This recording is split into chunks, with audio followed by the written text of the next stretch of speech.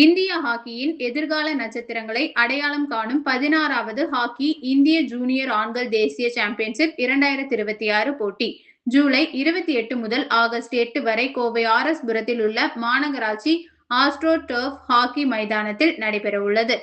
Tamil Nadu hockey அலகு சார்பில் hockey இந்தியாவின் ஆதரவுடன் நடைபெறும் இந்த தேசிய அளவிலான போட்டியில் நாடு முழுவதும் இருந்து 32 மாநிலங்கள் மற்றும் யூனியன் பிரதேசங்களை சேர்ந்த அணிகள் பங்கேற்கின்றன.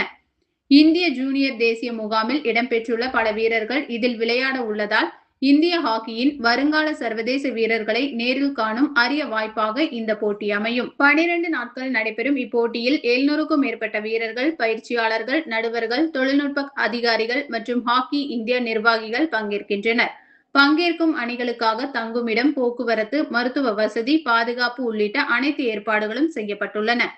கோவை மற்றும் சுற்றுவட்டார மாவட்டங்களை சேர்ந்த பொதுமக்கள், மாணவர்கள், விளையாட்டு ஆர்வலர்கள் மற்றும் குடும்பத்தினர் அனைவரும் இலவசமாக போட்டிகளை கண்டு இந்திய ஹாக்கியின் வருங்கால நட்சத்திரங்களை உற்சாகப்படுத்துமாறு ஏற்பாட்டாளர்கள் அழைப்பு விடுத்துள்ளனர்.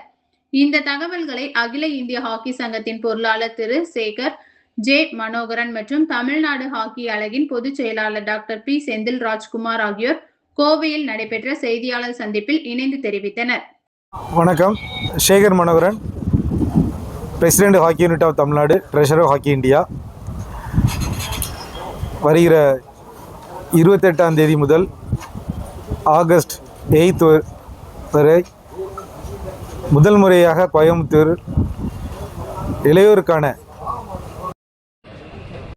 ஹாக்கி போட்டி நடைபெற உள்ளது. நேஷனல் சாம்பியன் இந்தியா டீமுடைய செலெக்ஷன் இதில் எடுக்க போகிறாங்க. ஒலிம்பியன்ஸ் அண்ட் செலக்டர்ஸ் எல்லாரும் வராங்க. இந்த டீம் அடுத்த வேர்ல்ட்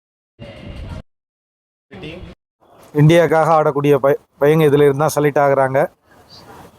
இந்த ஊரில் இருந்து இந்த இடத்த இவ்வளோ அருமையாக எங்களுக்கு முதல்ல நன்றி சொல்லிக்கிட்டோம். இந்த நேஷ்னல் ஈவெண்ட்